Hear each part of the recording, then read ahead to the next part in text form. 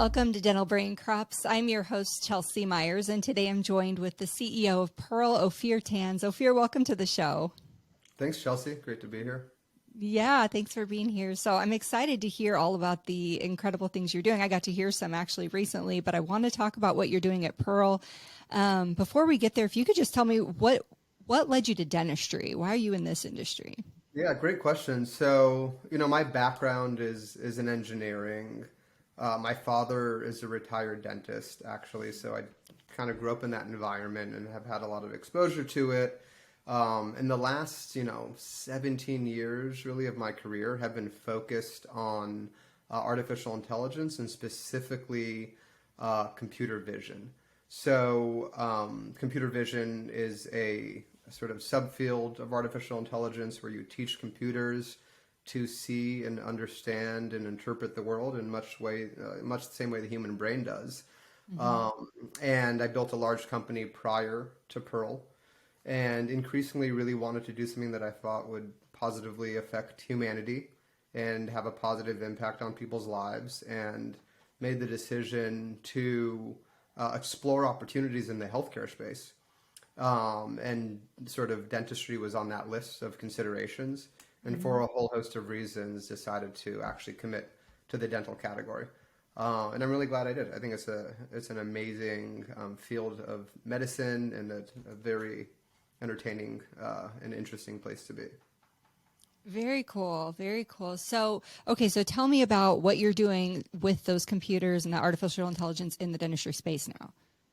So we do a number of things, but we're primarily focused on the interpretation of radiographic imagery, so effectively X-rays. We do work outside of the X-ray realm with 3D intraoral scans and also sort of non-computer vision based capabilities. But what we're best known for, and I think the core capability that we're delivering to the world, is the ability to identify disease, natural anatomy, existing restorations in dental radiographs at extremely high levels of accuracy and consistency. On average, we're surfacing nearly 40% more sort of lesions and indications of disease than what is typically found. That's per our clinical trial, which came in, I believe, around at a 37% lift. And what you find is that a lot of these pathologies are really, really, really easy to miss. So it's not surprising that they are missed. If you think about an interproximal carie or a periapical lesion or a margin discrepancy or early, bone loss, these are very easy to miss. And if you take into account that dentists have a huge amount of responsibility, they're running practices, they're managing a staff, they're communicating with patients, they're issuing care, they're not full-time radiologists, they really stand to Hmm. benefit from a second set of eyes that can point out areas of potential interest. And that's really the core of what we do. We help surface areas of interest so that the diagnostic component of a patient visit is leveled up, and ultimately that has a direct impact on the standard of care that is able to be delivered because you're much more comprehensive and thorough in the examination component. Okay, so originally when you were talking about that 40% increase in accuracy, I was wondering, presumably we're the ones teaching the artificial intelligence how to do its job, so how could it be more accurate? But you're saying it's the human error component, if I'm understanding you right? Yeah, I mean, so just to be clear, a lot of what I'm referring to with the 37% is these are pathologies that are entirely missed.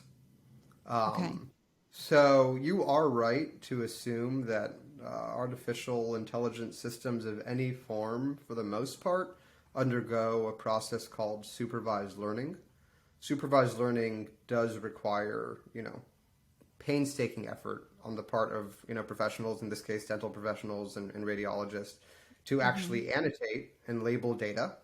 And then it goes through a training mechanism and pre and post processing. So really, our task as an organization is to do that extremely carefully and well so that we're teaching the machine effectively good habits and good patterns of what these Okay. diseases look like so that it can then do it on its own.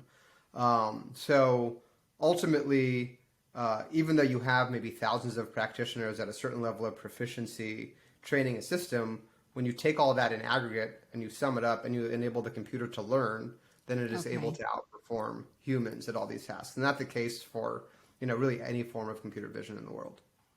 Okay. Wow, that is so interesting. I love this. You're answering questions I'm not sure I would have thought to ask, but it's really fascinating stuff. In fact, I was fascinated. I got to see you speak on the panel at the recent DICOMA conference.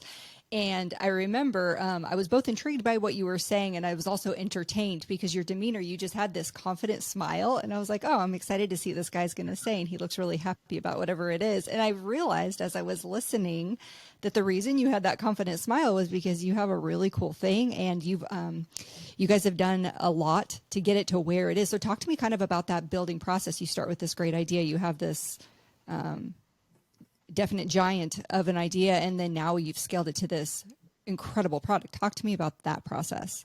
Yeah, it's a major, major effort. It's tens of millions of dollars, many years of data collection and training to be able to operate at levels of efficacy that are acceptable to not only the category and the folks using this on a day-to-day basis, but also acceptable to the regulatory authorities that have certain bars that need to be achieved for this kind of a medical device. Yeah, I mean, it really was a huge amount of effort that we had to put in place in order to be able to sort of reach these levels of proficiency. Mm. Um, and again, this is unique in that these are medical devices that we're talking about, so they need to be regulatorily approved. But for us, we started the data collection effort all the way back in 2015 when we started to sort of collect and train and experiment. And it was part of my previous company. We ended up spinning it out in 2019 into its own entity, and it was a whole thing. But doing this well with state-of-the-art technology today is inherently an extremely expensive and involved proposition. I don't think that's a feature. I think that's a bug. I think as artificial intelligence continues to actually improve, and we could more heavily rely on things like unsupervised learning, which is something like where you dump a bunch of data into a computer, say this is what I want you to figure out how to do, and it goes and figures out how to train itself. That Mm-hmm. will be a big deal for all of AI. We're not there yet as an industry and as a capability. So it's just still very, painstaking to go through that effort. But the results are pretty amazing.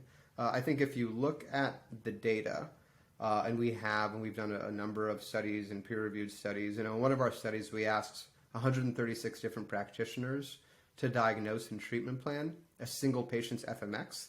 And Mm-hmm. the treatment plans came in between like $0 and $300,000, and every tooth there was a discrepancy in the reading. I mean, this is what you see day to day in the category, and it's super problematic. Um, and what's so exciting, I think, about infusing this technology into the category is you really are able, with every single patient visit, ultimately in every practice across the globe, able to level up that standard of care in a fundamental and real and provable way. So I do think this is a paradigm shifting moment in the field of dentistry. I think that every few decades you have one of these moments because of the advent of a new technology that is brought into fruition. So we had, high speed drills, and you had intraoral scanners, and you had, digital dentistry, and you had the toothbrush. Like these things just fundamentally changed the game. And we're at the relatively early stages of this next paradigm shifting moment, although I believe it is going to happen very quickly. And I do believe that this is going to be looked upon as a utility in dentistry, meaning like you're not going to operate without it. It would be crazy to do so. And if you look at the cost and the ease of integration and the benefits, and you sort of weigh all that out, there's no good reason sort of not to leverage it. Yeah, that makes sense. And actually, I was just wondering, so what does that look like? So I'm a practice or I'm an organization. What does it look like to integrate this? How long does that process take? Tell Good me all question. the. Yeah. So we have two products actually on the radiographic front. One is called Second Opinion. So that's Mhm. purely interfacing with the imaging system and providing, AI powered detections. That typically, could be integrated, same day, within an hour, and is very straightforward. We do have another product which is more supercharged called Practice Intelligence. This is what a lot of DSOs leverage because we're also with practice intelligence correlating the image data with what's in the practice management system. So there we're able to surface, to effectively analyze entire populations of patients and comprehensively do chart audits, surface areas of sort of underdiagnosis, color code the daily schedule to call out sort of actions and opportunities, make it really easy to engage in a morning huddle, do AI-powered call sheets, and just generally drive a ton of actions and insights on a day-to-day basis that have very significant ROI outcomes. And I don't only mean ROI financially, but I mean from just a standard of care perspective. It's really pretty significant. Yeah, that's so the doctor's still fully engaged in the diagnosing. It's just this tool that is a whole lot more effective and accurate to make that diagnosis, which is fantastic. And then you're right, everybody can be more efficient. And that's a really important point is that it's called second opinion. No, that's the engine that we utilize for all the radiographic review. We're not taking any autonomy whatsoever away from practitioners. We're not recommending that they issue any particular treatments. We're simply sort of calling out pathology, calling out areas of interest, identifying in some cases how they might map to certain treatment opportunities, but we're not looking to affect a practitioner's philosophy of care. In other words, if they're a very low touch, very holistic kind of practitioner, they should continue to do that. We are just wanting to increase the accuracy and consistency of the diagnostic component. Yeah, I love it. It's perfect. So tell me, like, what types of skepticisms have you encountered as you're integrating this into the industry, and what were your responses to those concerns? I think the beauty of what we do is that it's, first of all, highly visual, so it's really easy to understand. There's other forms of AI that are about, pattern recognition and just like way more sort of a brain twister, and you have to take some of what is being represented on faith. What's nice about what we do is, first of all, it's really obvious in other words, you see a radiograph, you see a bunch of detections on that radiograph, you're like, okay, I get what this does. And then you just get judged based on the efficacy and the accuracy of what it is doing. There's nowhere to hide for us, right? It's out there, front and center, in front of patients, in front of doctors all day, every day. So it's not like there's a bunch of hand waving that occurs or can even occur because it's just such a transparent platform. Yeah, well, that's great. So where do you see this going from here, either with Pearl or just in general, this type of technology in the industry? What's next? Yeah, so we look at it as a series of phases. And we also take a very global approach. So we, since day one, have taken a global approach to this product set. It is highly visual in nature, like I mentioned. So it translates very naturally to other cultures and other languages because everyone's doing the same kind of radiographic review at the end of the day. And, we're now regulatorily approved in over 90 countries. And the first phase of what we intend to do and what we want to deliver to the industry is making sure that this gets embedded in as many global practices as possible, such that it begins to elevate that standard of care. And the sort of other things that you can do on top of that in terms of interacting with specialties, interacting with laboratories, helping providers generate, cleaner claims and better compliance and RCM. I mean, the possibilities are really endless, but it's really a function of first things first is let's elevate the standard of care. In conjunction with that, we can add all types of efficiencies and benefits. We kind of describe it often as having another individual person or even kind of a whole team that is a virtual team member, but that is kind of helping to drive, a better practice management on a day-to-day basis. Yeah. Yeah, that makes so much sense. Okay. Well, I'm really excited about it. So I want to go somewhere that has this technology in place. I want to be treated with it. How would somebody, if they were interested in learning more about your technology, hopping on a demo call or seeing something like that, how would they do that best? Yeah, the easiest way is just to go to our website and schedule a demo. Somebody will get back to you typically same day and schedule something very quickly. And this is a technology that I think the switch has really been turned on. You were at Dykema recently, correct, Chelsea? And you probably Yes. saw just like the intensity of attention around this sort of topic, it really does feel like it's caught fire, and people do understand the benefits of it, and everyone has some form of plan for getting this out.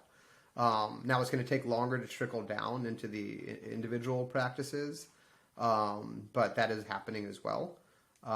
But I really do think that this is going to find its way into practices, especially domestically, very, very rapidly. So I don't think it'll be too long until you find yourself in a random dental practice and you see that they are using some form of AI-powered technology to help on the X-ray review front. Yeah, so exciting. Well, I'll definitely watch for it. Yeah. Well, thank you so much for being here today. Is there anything else that you want to make sure that we add in that our listeners can know or No, we'd think on love before? to talk to anybody that's interested. We do feel that in very objective ways, Pearl is the most advanced and capable and regulatorily approved capability in market. There's market differences. If you actually look at the details in that regard, we are the only company that is comprehensively regulatorily approved to identify disease, which really is the promise of this technology. The promise isn't, I'm just going to sort of identify caries on some subset of patients. The promise is I'm going to be able to comprehensively get support on it for every patient, for every radiograph, for every common disease type, stuff like that. So I'd encourage folks to take a look. It's kind of a no-brainer. We really tried to make this very accessible to sort of get on board with, and I think people start to feel and see the benefits very, very quickly. So every day we receive calls from partners saying, I identified, 2 interproximal caries I definitely would have missed, or, I Wow. did an implant case I wouldn't have done. Like, there's just stuff that, that our partners are calling out on a day-to-day basis that is really helping them perform at a higher level.